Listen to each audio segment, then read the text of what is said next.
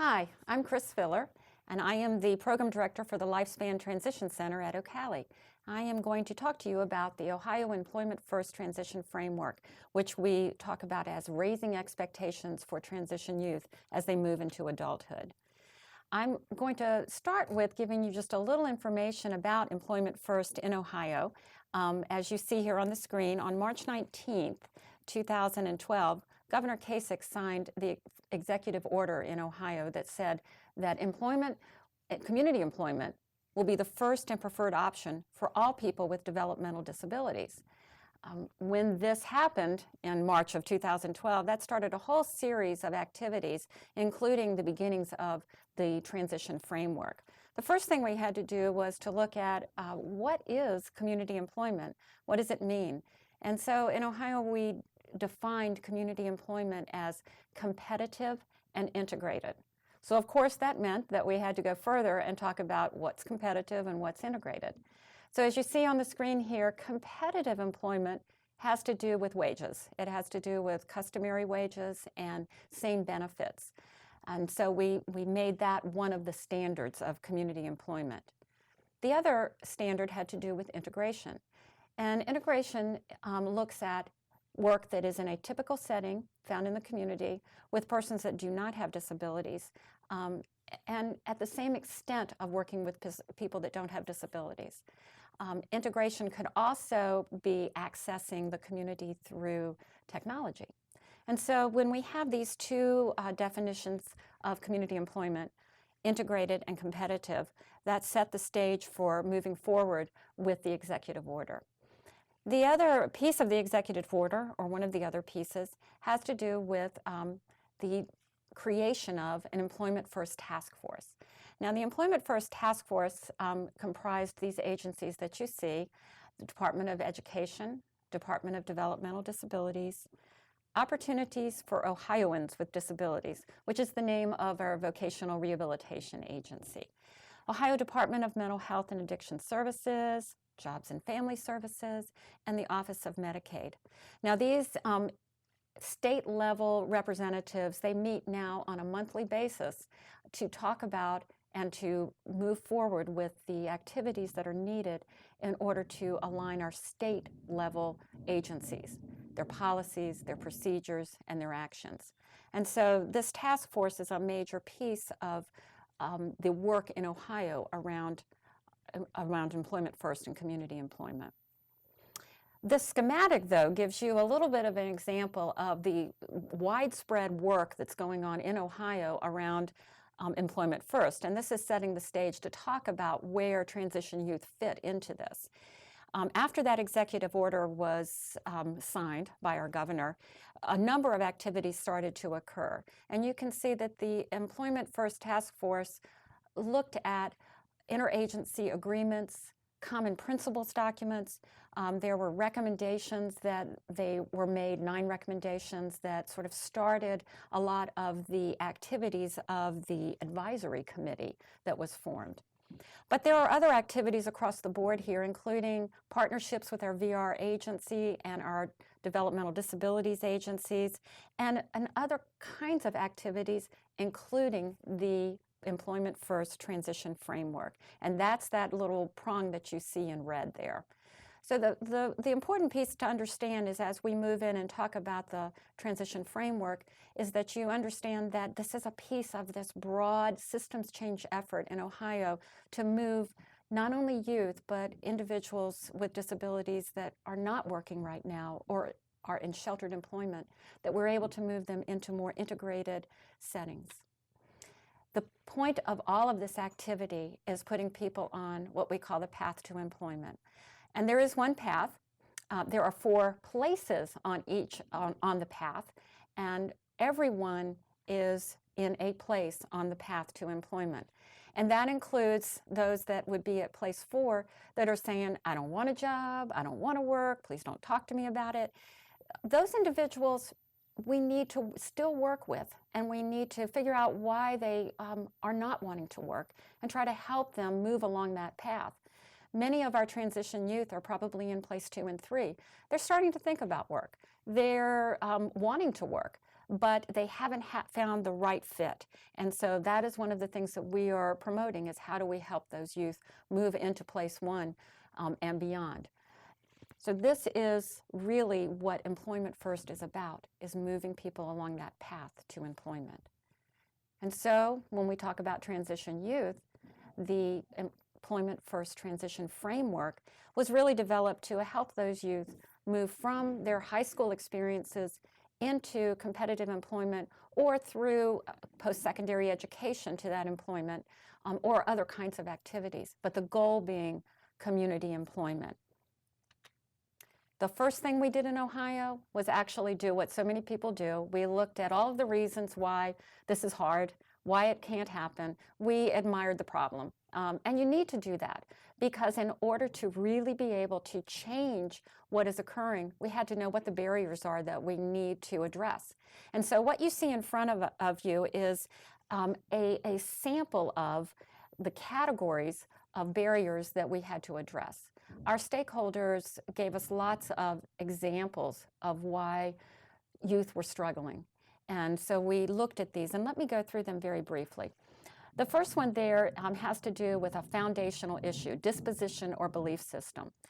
We found that many people did not believe that youth should move into community employment, or even that it was possible. So until that changes, you really can't move further into your planning. Other barriers had to do with agency barriers. There are so many agencies that come into play when youth are moving into community employment. And oftentimes just the policies and procedures and even the communication or eligibility criteria that you see with those agencies, they are so difficult to navigate that people say, no thanks, I really don't want to have to get into that.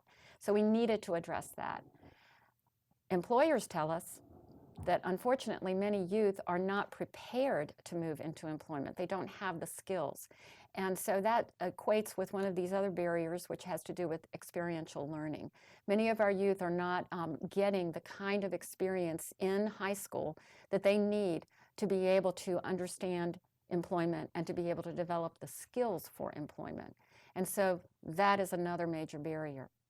Then we shifted our focus into looking at the skills that those educators, paraprofessionals, and other providers have to support people to move into community employment. And what we found is a lot of the professional development needs did not promote those kinds of skills.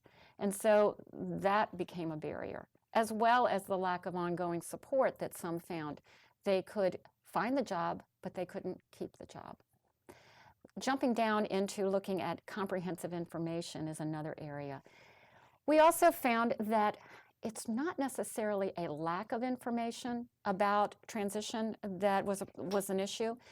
It was the nature of the information, the alignment of the information, there was duplication of information, and then some gaps in information. So we needed to look at how comprehensive was this delivery of materials and information that we needed.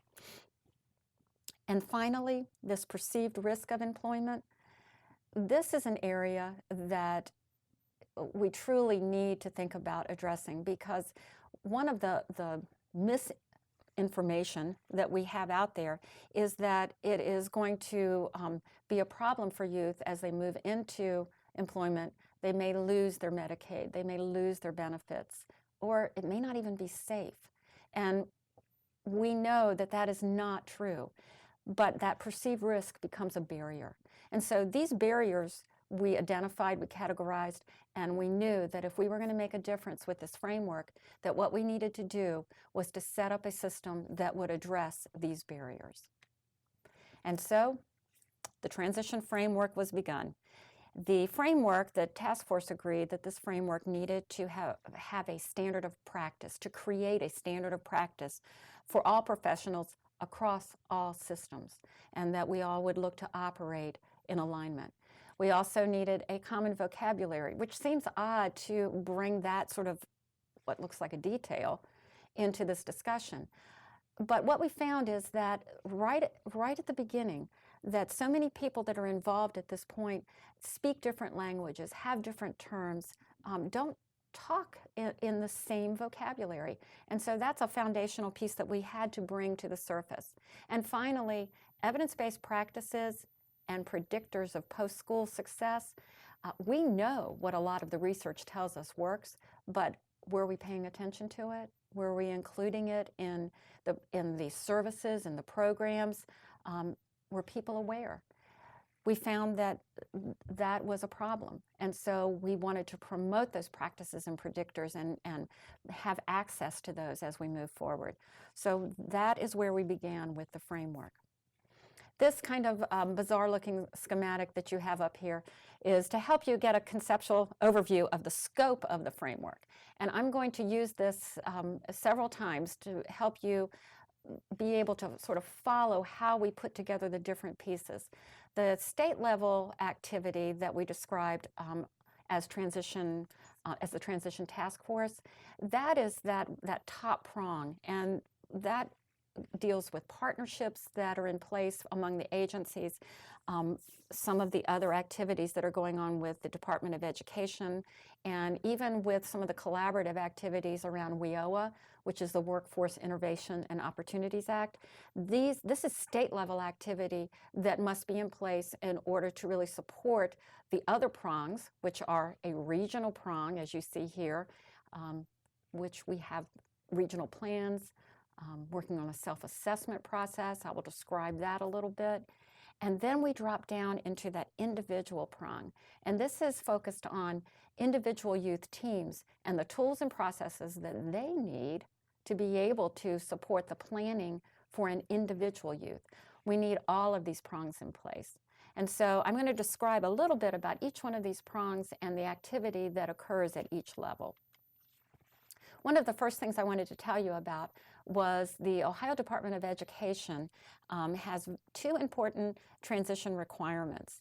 The first two bullets on the left sort of go together. We in Ohio require transition to formally begin at age 14. The federal requirement is age 16, but we say 14.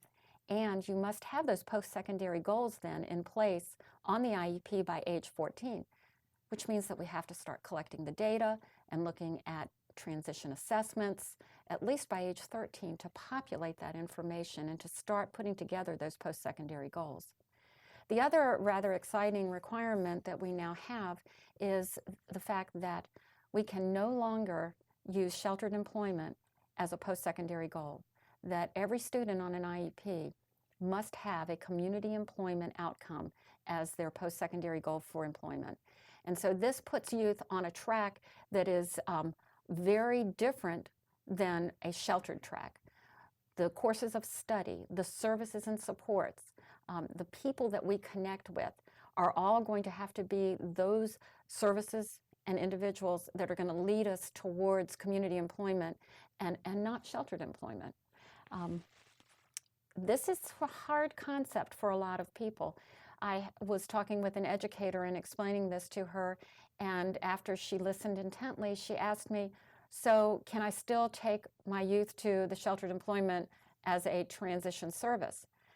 And we had to step back and think about that and sort of walk her through that you could certainly have the youth visit the workshop, but how would that be in line with their post-secondary goal of community employment? So it does change the conversation, and it certainly changes the course of study and the services.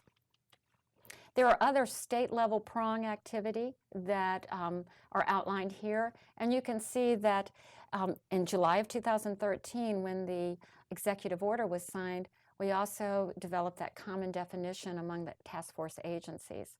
They also signed a common principles document that included the expectation of creating interagency agreements, and those are being developed at this time.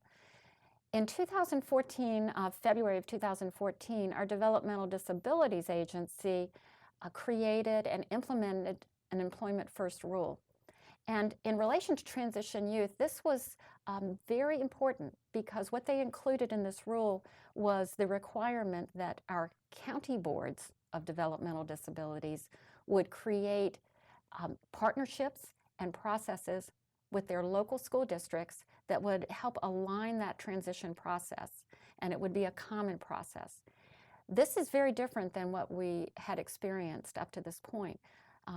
This is a big step in moving youth along that path. I told you just in the previous slide about the operating standards, and that just occurred in 2014. And so that is still being implemented as we speak. In September, the Opportunities for Ohioans with Disability Agency, our vocational rehabilitation agency, developed a transition procedure that is actually very descriptive and is focused on starting with youth at age 14 to move them along that path. And so that has been very important.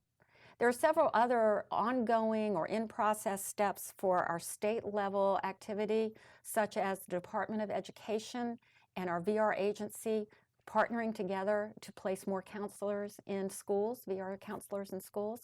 We also have an ongoing County Board of DD and VR agency partnership that focuses on those youth with more significant disabilities to provide them more services, to move them along the path to employment.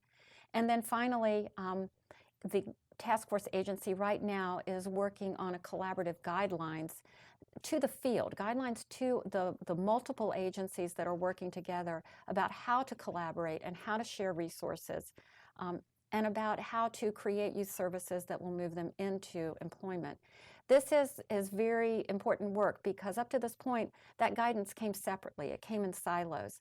Now, this work is coming together so that there will be one message and one set of guidance to the field.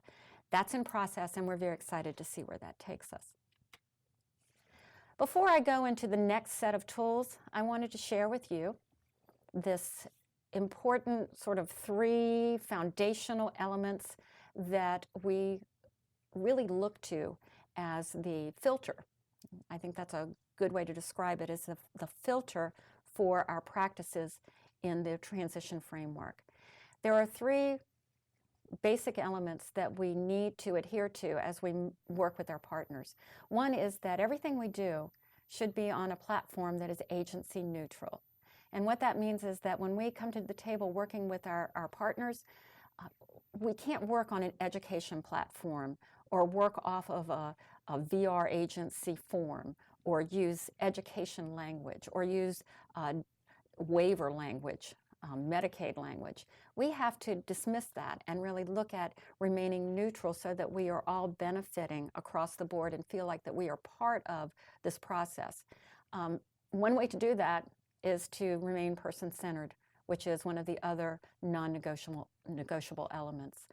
If we remain person-centered, if we talk about what is that youth's preferences, interests, needs, and strengths or skills, if we keep that as central to our discussion and our planning, we will very likely remain neutral in our agency thinking. And the third one is outcome-focused. This is not such a difficult element for our adult-serving agencies, but for our educator friends and partners, this one, they are stretching themselves. And it is exciting to see the conversations that come out. What we're talking about here is that when we are putting together plans, when we are working together, what we're looking at is for that youth to be a functioning, successful adult. So it's not about getting the youth to next week, end of the school year, or even graduation. It's about adult life, successful adult life. And when you use these 3 elements, you really can use this as a filter for your practices. So the tools that we're going to look at next were all developed with these 3 elements in mind.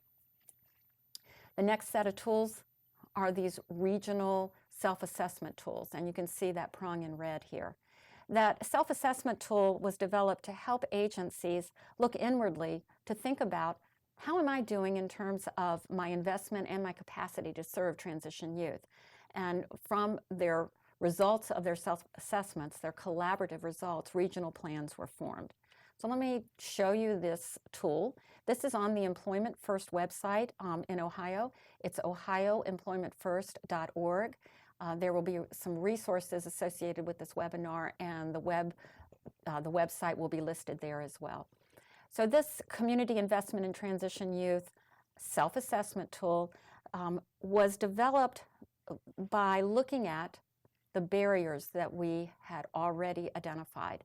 So if you look at that list on the left, you'll see that we've got these variety of barriers. And the question is, if these are the barriers that prevent people from being able to move youth into employment, then if an agency is addressing those barriers, what would be the indicators that they're addressing them? What would be the indicators of that investment? And so we sort of flip them on their head. So for example, the indicator or the barrier around disposition or belief, if you are addressing that, should that not show up in your mission statement? Should that not be something that the variety of employees working for the agency would be able to show they value and that they could articulate? For the barrier around multi-agencies, barriers and working together and siloed work, if we are addressing that, what we should see in that agency are collaborative practices, valuing our partners, procedures that really look to both communicate inwardly and outwardly about transition youth. And so that's how this was put together. And so the agency personnel, they can look inwardly and outwardly, use these indicators, and come up with an idea of where they are in terms of meeting the needs of transition youth.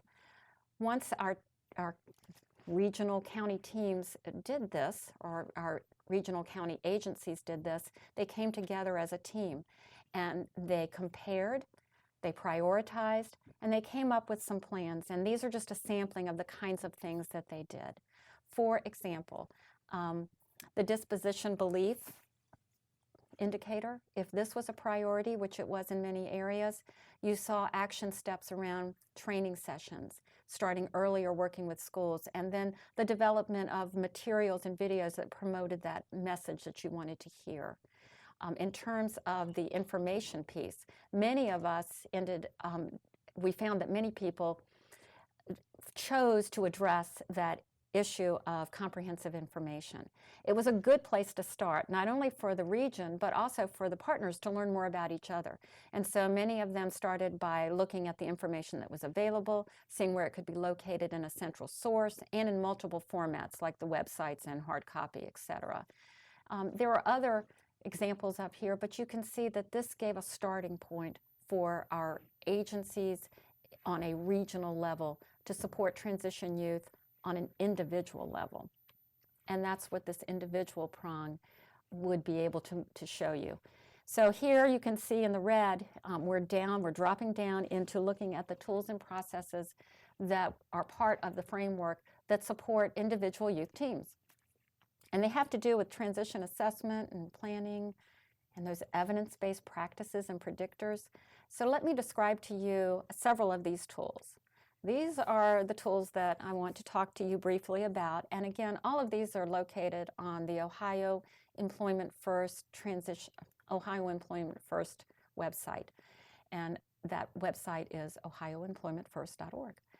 So the tools that we're going to look at have to do with transition assessment planning and backwards planning, which I'll describe a little bit.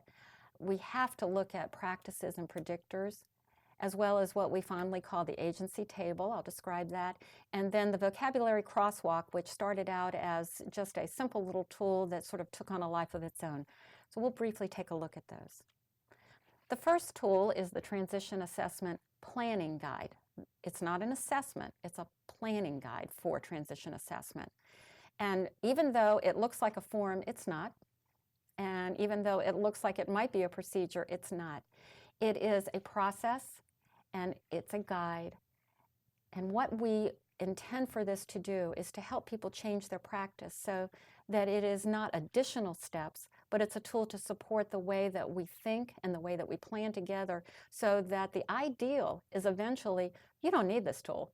You just throw the paper away because it becomes a way of thinking and a way that we work together. These colorful sheets that you see represent the different steps in the process, and it goes all the way from starting with just what do we know about the youth's outcomes. When you do transition assessment, it needs to be individualized. You don't just jump into, oh my goodness, I need to use this assessment, that assessment, and I'll pull this one out of the drawer and use that one too. You really have to plan what assessments are needed for this person to gather the information that we need to help planning for that youth. So you start with what you know about that particular youth. You talk about what you know about their outcomes, their adult outcomes. Even if it's not much information, you gather that. And then you start looking at, what do we know about that particular outcome? Do I even know what that means? And you talk about what other people in the family might think about that outcome and what outcomes they might think would be important. So you gather that information, and then you look at the youth profile.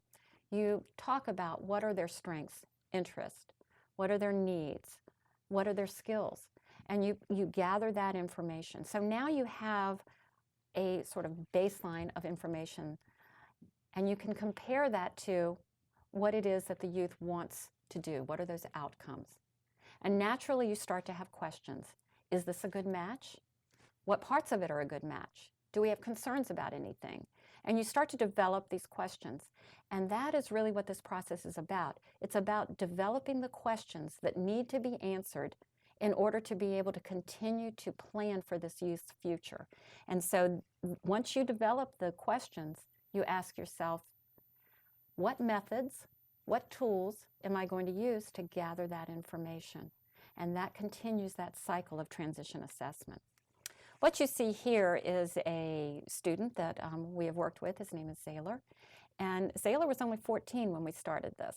And when we look at Zailor's plan, what we see is that it starts with some outcomes around community employment, around computer skills, but there's some other information that talks about being an astronaut, and his grandmother, who is his caretaker, has some concerns about a certain set of skills. So we've gathered a lot of information about Zailor to start with, and we found that there were a lot of questions that we had.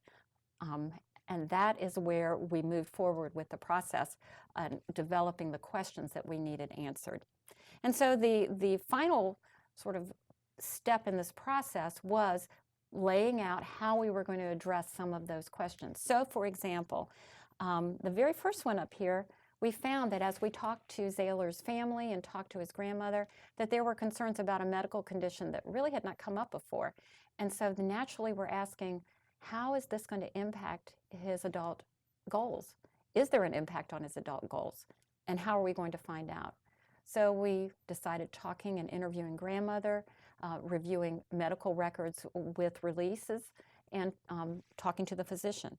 So we had the intervention specialist, the service and support administrator, which is the DD agency case manager, and we also had the transition coordinator involved with gathering this information. And what we found out was that the medical condition is a concern only if Zailor was planning on doing lots of contact sports. So at least for his computer skills, we were able to look at moving forward and planning. But there were still a lot of questions. People said that he had good computer skills. We saw him interested in the computer, but we really didn't know what the baseline of computer skills that he had. So we had to look at how are we going to gather that information, both formally and informally. And finally, with Zailor, we found that there was a lot of concern about his anxiety. He did not cope well in situations. He was in therapy, supposedly doing some sessions. And this has been a concern both of the grandmother as well as the family, as well as the teacher and the team. So what we did was that we had to look at trying to figure out where was he in terms of being able to cope with social situations. And that was a major issue that we needed to address. We even talked about some formalized assessments for anxiety and stress. So this transition assessment team planning guide allows you to go through the process, the cycle of asking questions, gathering information, and then that may lead to new questions and planning. And we do this with a multi-agency team, which is so much more effective than any one agency trying to do this in a siloed manner. The next process that we developed is the backwards planning process. And we actually didn't develop this from scratch. There are a number of organizations that use this kind of process. We took this process, looked at it from an agency-neutral perspective, and decided that this would be a good way to layer in the next set of information. So you can see that it's basically just a table. Across the top, we put what we know about the outcomes for the adult outcomes for the youth. And then in the right-hand column, it talks about milestones. And what this means is that there are certain activities or skills or connections that need to be in place by the time the youth graduates in order to be able to step into those adult goals. So we want to list those milestones in that right-hand column. In the left-hand column, we talk about what's the baseline. If this is the outcome we want to see by graduation, if this is the milestone we want to reach by graduation, where is the person, where is the student right now? Let me give you an example with Zailor. One of the things that we know about Zailor, we just spoke about it, was that anxiety issue, his a need to cope. And this last line across this form, you'll see that one of the outcomes we wanted to see by the time Zailor graduated was his ability to cope with that anxiety, because we know it's not just going to disappear. What we want is for him to be able to cope. When we look at the other end, on the far left-hand column, we find that Zailor struggles with anxiety, and especially in social situations. So as we move across, the first step actually was to just assure that Zailor attended his counseling sessions, because we actually were not sure he was attending them as prescribed. As you go across year after year, and this is a very broad plan because Zailor is a young child, you start to see that not only do we want to know that he is able to show that he can use these coping skills, but we want him to use them in multiple environments and be able to use them in social situations and successfully. You can layer in, as the youth goes across, more specific strategies, and because this is not a formal plan, it's not an agency plan, you can actually scratch out, you can start over, you can add a new line. It's a planning form, and it's a multi-agency, agency-neutral, person-centered form and process. And that leads us into one of the newer tools that we have, which have to do with evidence-based practices and predictors of post-school success. Now, these tools can help you populate your backwards plan, or they can be used separately from that. Again, these are on the Employment First website. These two tools, the one that has the blue band on it, is the practices form. And evidence-based practices for transition youth were taken from some of the work by the National Secondary Transition Technical Assistance Center and the National Professional Development Center on Autism. And we looked at those practices that seem to be effective to teach youth specific skills that they need to move from transition to adulthood. The other tool, the evidence-based predictors for post-school success, is also taken from some of the research from our National Secondary Transition Technical Assistance Center, and it looks at what are the skills, what are the activities, what are the supports, what are the services that we know if we do this during the middle and high school years that we are going to see better outcomes in the adult years. So we wanted to take this information and put it into user-friendly terms. And so as we started, we'll start with the practices tool. You can see that the list of colorful practices on your screen, it's not all of the evidence-based practices that are available, but these are the ones that we highlighted in this particular document. And I will tell you, when we started this, we had a very meaty document, very large, lots of words, and it was panned universally. Everyone said, it's nice information, but let me tell you, I'm not going to use it. It's overwhelming. It takes too much time. And so we went through about 4 drafts of this until we came up with this format that seems to be getting some good feedback and good use. So these are the practices that we look at. This is the layout or the format of each one of the practices. So it's very simple, it's not text heavy, and it follows the same format all the way through. We start with a definition of the practice. We do a few bullet points that give you some highlights of the practice, and then we give you some team discussion questions, ways to help a team think about, is this practice the kind of practice we want to use for this youth? Will it be helpful? Have we considered this? So a little bit of guidance there. And then on the second page, we move into some examples. They're more community-based examples for youth. Gives you an idea of how it might actually look in practice. And then we end up with some links for more information. We have found that this particular format seems to resonate with a lot of our stakeholders, and they are more interested in actually delving into the use of the tool. The end of this tool culminates in a team review and planning tool. You see here we have the practices listed again, and what you're able to do is go through each one of these practices and ask yourself several questions.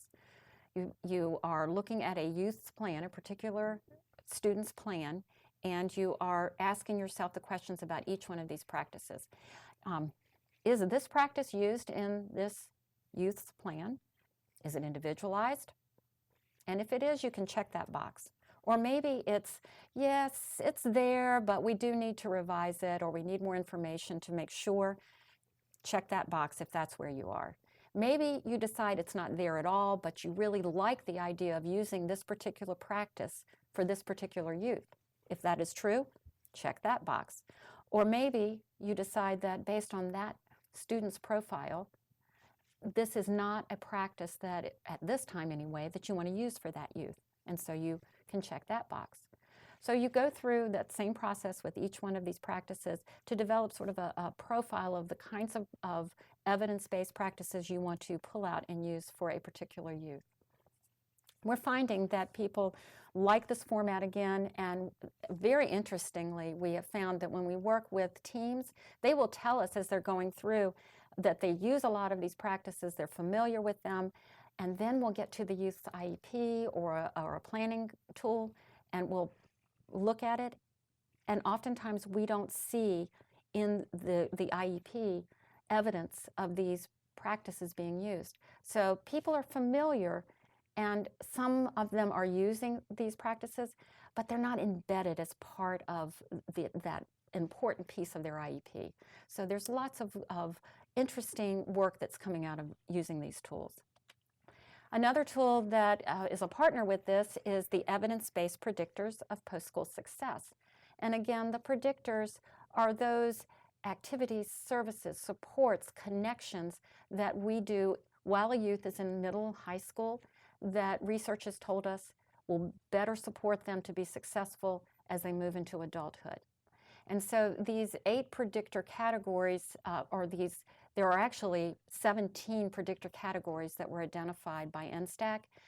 We looked at those, we combined them into 8 predictor categories, and then we spoke with NSTAC again, had them look at our work, asked them if this was still reflective of the predictors that they had identified, and they agreed that it included those predictors. And so we felt like we could go forward with our tool.